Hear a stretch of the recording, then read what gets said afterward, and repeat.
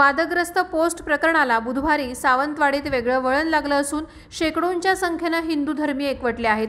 Social मीडियावर हिंदू धर्मीयांच्या भावना भडकवणारी वादग्रस्त post करणाऱ्या त्या युवकाला ती शेअर करणाऱ्या संबंधित महाविद्यालयीन विद्यार्थी आणि विद्यार्थिनींवरही कारवाई करण्यात यावी अशी मागणी प्राचार्यांकडे करण्यात आली। तसंच महाविद्यालयातून हे सर्व हिंदू धर्मीय रॅलीनं शहरातून नगरपालिकेच्या दिशेनं मार्गस्थ झाले।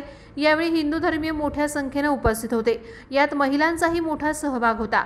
नगरपालिकेत आल्यानंतर माजी आमदार राजन तेली यांच्या नेतृत्वाखाली शिष्टमंडळानं मुख्याधिकारी सागर साळुंखे यांची भेट घेत शहरातील अनधिकृत परप्रांतीय फळ विक्रेते, भाजी विक्रेते तसंच फेरीवाले यांच्यावर त्वरित कारवाई करण्याची आग्रही मागणी केली।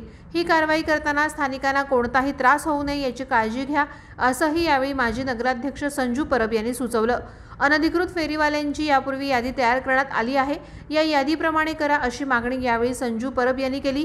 सावंतवाडी नगरपालिकेच्या जिमखाना व्यायामशाळेतील प्रशिक्षक त्वरित बदला अशी मागणीही यावेळी करण्यात आली।